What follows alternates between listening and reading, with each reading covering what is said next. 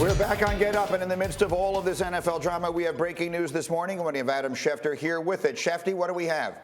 Well, Jake Trotter, the Cleveland Browns ESPN Nation reporter, said a short time ago that Cleveland Browns wide receiver Odell Beckham Jr. has been excused from the team facility yet again today, which I don't think is surprising at all. I think we could say he's going to be excused tomorrow too, Greeny, right now. And I think you could say he's probably going to be excused from Sunday's game.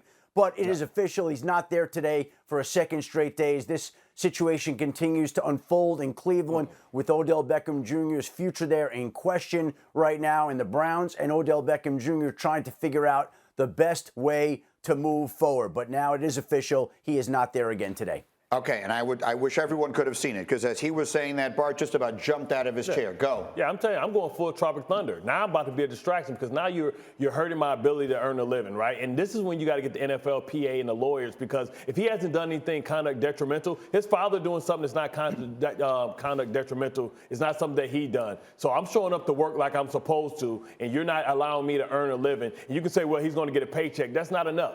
The underlying story is that Odell Beckham has no more guaranteed money on his contract. This year was important to prove that he can play so that he can get another contract so he continues to earn a living, and they're stopping his ability to do so. And he did nothing that was detrimental enough for him not to be able to work and continue to put his resume on the field. It's interesting because many of us disagree with that in spirit, but by the letter of the law, you're right. He's not responsible for what his father posts. He's not responsible for what LeBron James posts. Lewis, what should we make of him being excused again today? If you're the guy running the show there, if you're sitting in the chair that Andrew Barry is sitting in right now, what are you doing? I'm releasing him. As simple as that. I'm releasing him. Look, I understand that this is a situation that we wanted to work. We tried to make it work. That's why they acquired him in the first place. But it's not working. And this football team played better down the stretch last year when he wasn't there. And I'm not saying that that's because Odell Beckham was a negative drain on this football team. I'm not saying that, and I'm not there, so I don't know what the dynamic is like inside of that building. But if I'm Andrew Barry, and I'm looking at this in its totality, and looking at how this relationship has not worked for a number of different reasons, Namely, I think it's because of the fact that there just hasn't been enough opportunity for these two to get on the same page. And we can say, well, it's Odell dropping passes, or it's Baker Mayfield not being good enough, whatever it is. As the general manager, trying to do what's best for this football team, I'm going to ownership and saying, we need to move on.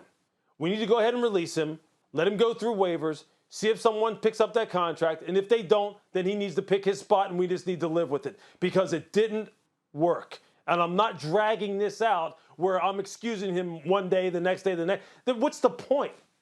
What's the point? Move on so you can get the focus back on your football team.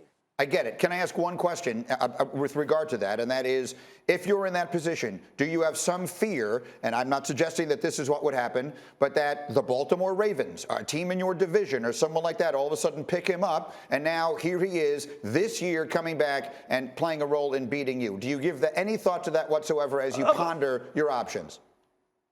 Of course, that's something that teams think about. That's the last thing that they want to see happen. That they want to see someone who they couldn't make it work with go somewhere else and make it work, and then it directly impacts their ability to win football games and get to the postseason and excel. Of course, it's something you think about, but you know what? This can has already been kicked way too far down the road to start worrying about, well, where could he get claimed by? Who could he get claimed by? Who could he go to? It's past that point right now as far as I'm concerned.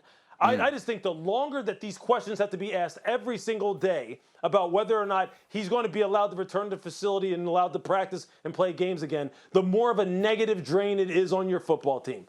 I would just want to go ahead and move on from this. I get that. And again, I just go back to, I remember the Eagles once just sent T.O. home.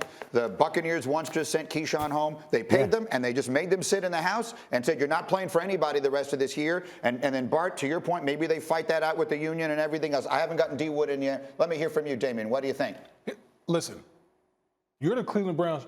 You're in last place in the AFC North. I don't know what their losing streak is, but they've lost multiple weeks in a row. And now you're dealing with this in your building. Yeah. Why prolong the inevitable? It's not working there. For whatever reason that people want to say, Odell Beckham Jr. is not that good anymore. Yeah. Baker Mayfield, whatever the reason, it's time to cut the cord. It's time to let it go. It's time to bring the focus back to where it belongs, and that's on the field, trying to get your team right. Because as players, we don't want to keep talking about those things. I don't want questions. I don't want questions to be asked of me. That's really not pertinent to what's really important, and that's my opponent. So what are you waiting on? Cut the cord and let's move forward. To your point, they've lost 3 of their last 4. Their one win was that Thursday night game with Case Keenum against Denver. Right. If you remember that game when they played without the running backs and everything else. Schefter, I saw you sort of nodding your head along as we were talking a moment ago. The options here for Cleveland, what would you see? Well, we brought up Terrell Owens and we brought up Keyshawn Johnson. That's what I wanted to say. Once those players began to be deactivated, they never played another down for their respective teams. And they didn't play that season. They were let go or traded. The next offseason, Keyshawn was in 2004. The Bucks and John Gruden put him on ice back then. And then the following offseason, he was traded to the Dallas Cowboys. And again, I'm not going to be surprised here at all if Odell Beckham Jr. never plays another down for the Cleveland Browns. It wouldn't be a surprise. So I would ask you then the granted very premature question. If he does become a free agent, are there any obvious places that we should be looking at? Well, the first thing to understand, Greeny, is how the process would work. The way it would work would be that the Cleveland Browns would wind up releasing him, assuming that they would do that this season. And if he's released, then every team would have the ability to claim him and the remaining $8.2 million in his contract on waivers. Now, again, I would say to Lewis, do you think there's a team out there that would claim Odell Beckham Jr. when he has $8.2 million remaining? Thanks for watching ESPN on YouTube. For live streaming sports and premium content, subscribe to ESPN+.